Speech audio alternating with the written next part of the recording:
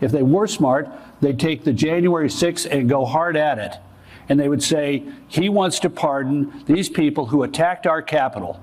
I worked in that building as a young man.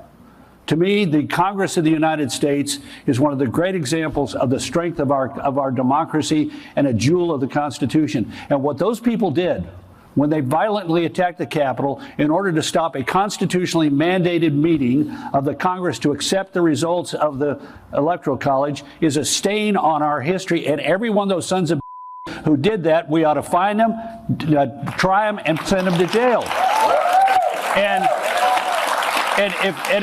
And one of the critical mistakes made in this campaign is that Donald Trump has now said, I'm going to pardon those people because they're hostages. No, they're not. They're thugs.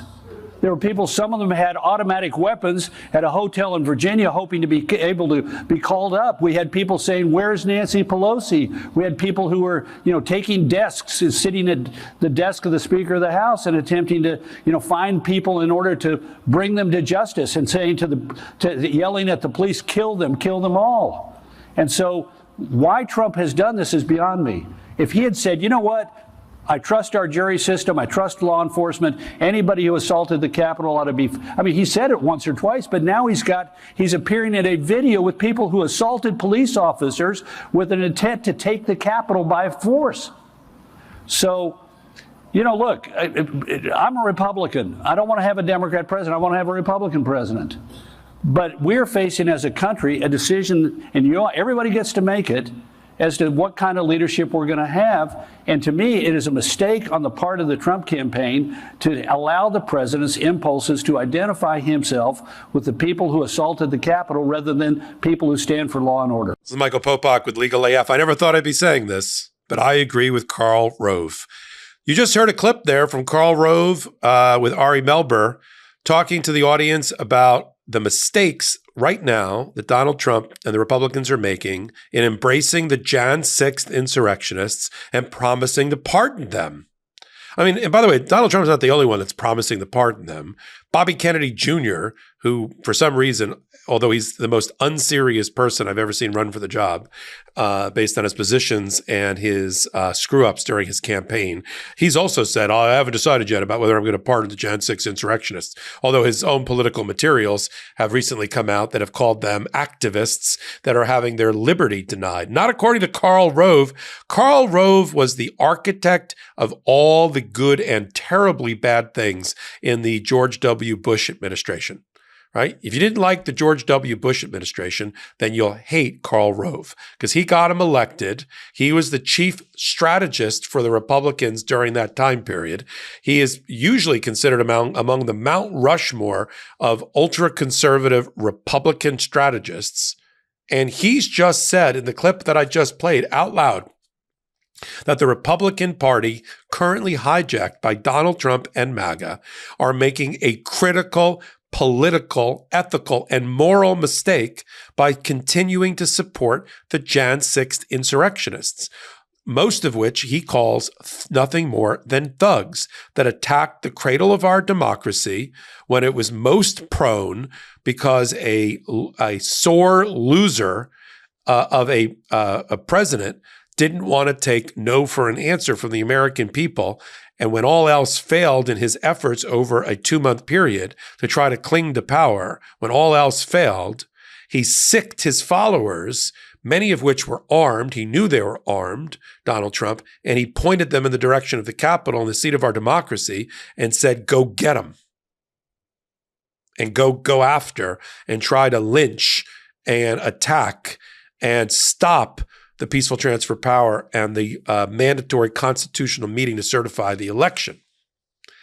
And it's one thing for people on this network, or even me, to come out against the Jan 6th insurrectionists. It's not that difficult. There's more than 2,000 of them. Most of them have already pled guilty or have been convicted by juries or judges in the D.C. Circuit Court system, some of which have already served their time if it was a misdemeanor, and many of which are going to be have been sent away for a long, long time, 10, 15, 20 years at hard labor, or at least in a maximum security federal penitentiary. There's even a group of about a dozen that still remains in pretrial detention in the D.C. jail. because they're the most violent of indicted defendants, some of which led to the death of certain people like police officers. These are the people that picked up arms, either brought it with them, made it on the fly, homemade weapons, weapons they purchased, weapons they made, weapons they took off of police officers, legitimate police officers, and used against them. Those are the people that are still sitting in pretrial detention because they don't have the right, under the way our rules are written, to have freedom until their trial. And that's the group that Bobby Kennedy Jr. calls, with the sound of his father and uncle rolling in their graves. That's what he calls an activist, along the lines of Julian Assange, who he'll immediately give a pardon to if he gets elected. Now you have Karl Rove, who stepped forward and saying, has my party that I have been a lion of, that I have been a mandarin of, giving sage advice, has it lost its cotton picking mind? He gets that the party has been completely taken over and the country club Republicans have been pushed out and the MAGA Trump cultists have taken over. He understands that. But he's telling them, not that they're listening, and telling us by extension, that the people that attacked our democracy on January 6th are thugs that tried to stop the peaceful transfer of power. They shouldn't be celebrated. They should be arrested, convicted, tried, and sentenced. And that's from Karl Rove. I mean, we put a lot in the MeidasTouch Network, a parade of Republicans, senior Republicans that have come out strongly against Donald Trump, especially his position on January 6th. Karl Rove thinks it's a major mistake that Donald Trump has said that he will pardon the January 6th insurrectionists, those that have already either been sentenced and have served their time or about to serve their time. Well, I agree with that. But he's saying it in a more dire political, transactional way, that it will help lose the election for Donald Trump.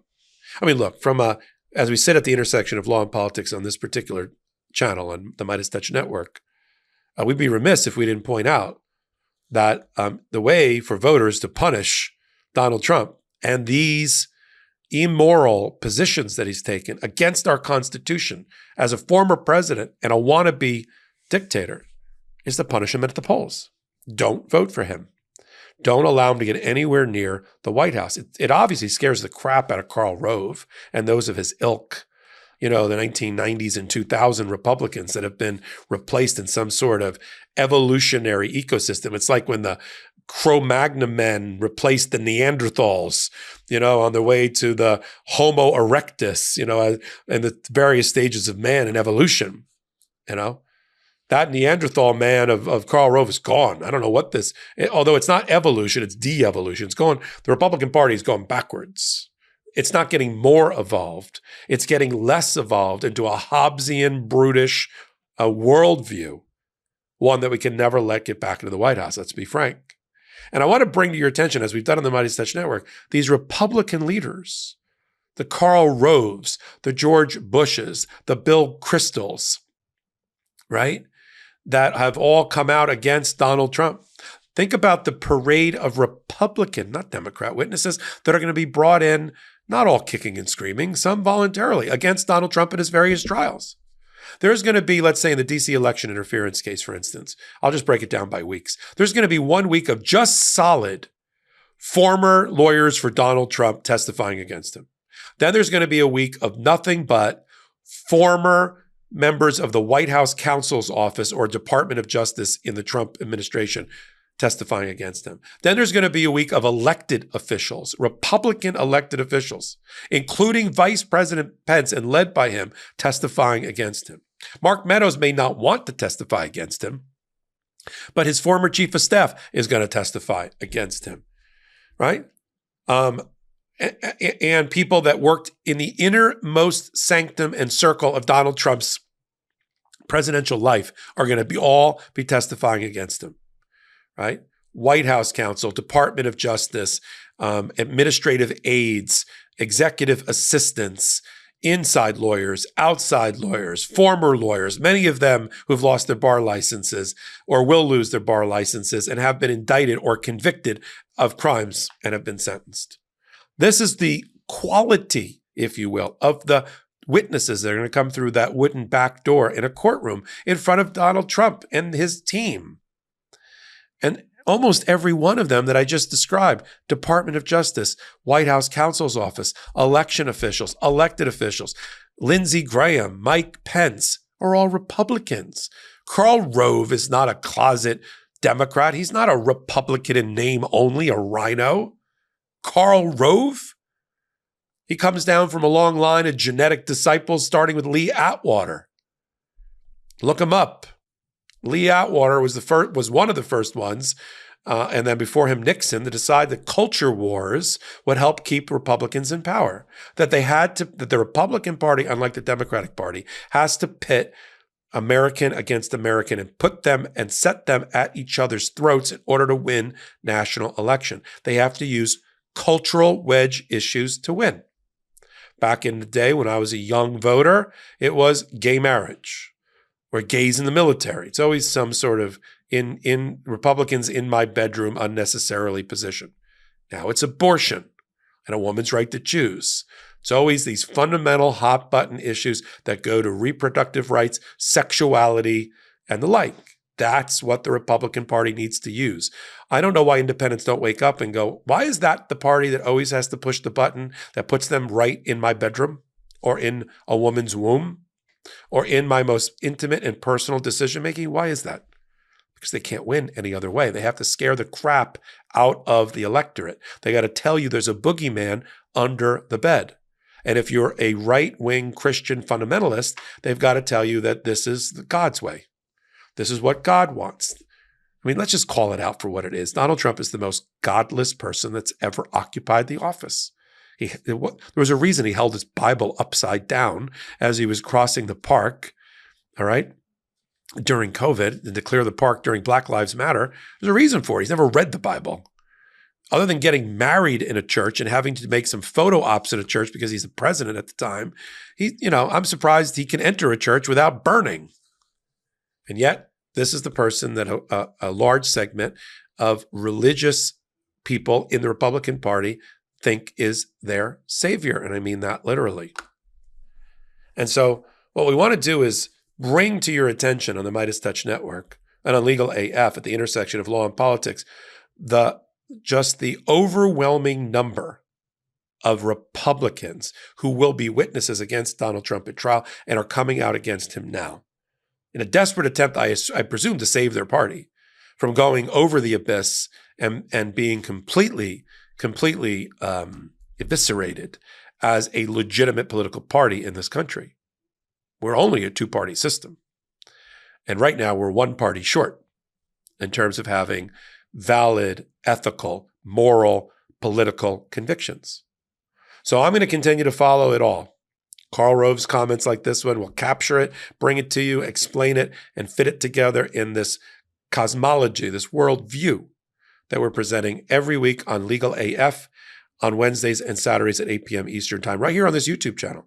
Help them get to 3 million free subscribers. It's easy. Go out, hit free subscribe. You're done. And then you can follow Legal AF. You want to know what Legal AF means?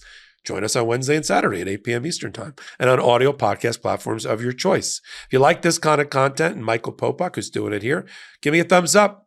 Leave a comment. I'll come back. We'll have a talk back. That helps with the ratings. And then if you really like the law and what we talk about and that you want to know more about the building blocks of the law, come join our new Patreon, right? It's at patreon.com/legalaf. We got videos up there. We'll do them about every week. They're deep dives into the fundamentals of the law that we talk about in each of our hot takes and on our podcast. And you can join us there and get exclusive content I don't think is anywhere else on YouTube, right there on Legal AF's Patreon account. So until my next hot take, until my next Legal AF, and seeing you on Patreon, this is Michael Popok reporting. Heary, heary, Legal AF Law Breakdown is now in session. Go beyond the headlines and get a deep dive into the important legal concepts you need to know and we discuss every day on Legal AF. Exclusive content you won't find anywhere else, all for the price of a couple of cups of coffee. Join us at patreon.com/legalaf. That's patreon.com/legalaf.